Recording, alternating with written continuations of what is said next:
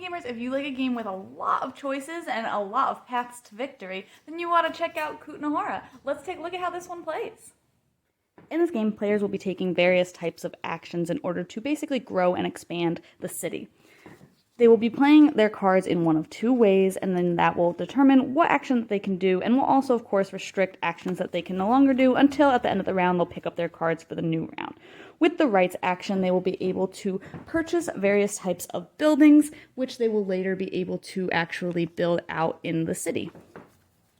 With the plot action, they will be able to pay in order to secure a plot of land that they might want to build on later for various reasons, probably matching the symbols that are on the buildings so that they can hopefully get some more points at the end of the game. With the building action, they will be able to actually pay to build that building out there, and when they do so, they'll get various rewards from the building itself, as well as rewards from the type of building that it is, matching the guilds that they have available to them, and they'll get those rewards right away. With the income action, they will check what all of their different levels of resources are and multiply those by the current values of the various types of resources in order to collect money, which will help them be able to spend on various other actions throughout the game. With the mining action, they will collect mining tiles depending on how far down in the mine stack that players have already dug, and they'll be able to put some of these out as well for additional rewards and score points at the end of the game for majorities as well, depending on how many stars are in certain rows.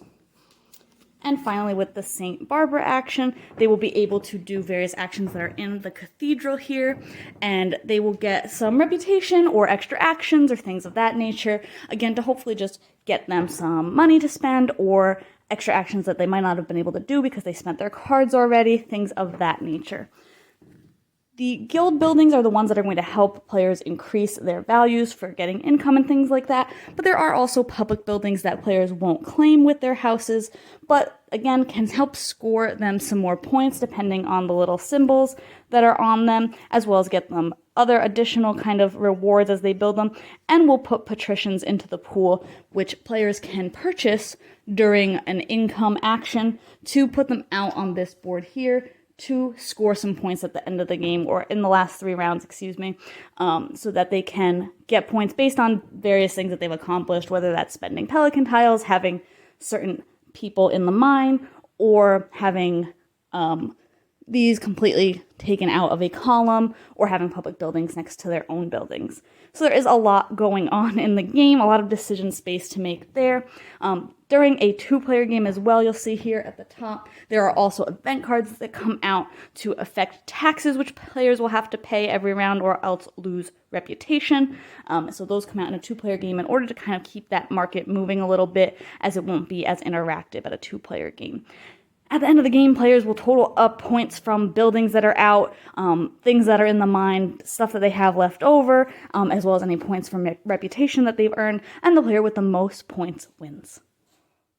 Overall, I really enjoyed this game. I thought they had a lot of interesting choices turn to turn, whether I was getting new buildings, plotting on land, or doing some mining actions, or a mix of other things. I always felt like I had choices available to me, and I also thought that taking various different strategies were equally viable for success for getting a win in the game. So I really enjoyed that. You could try out different things and do just as well.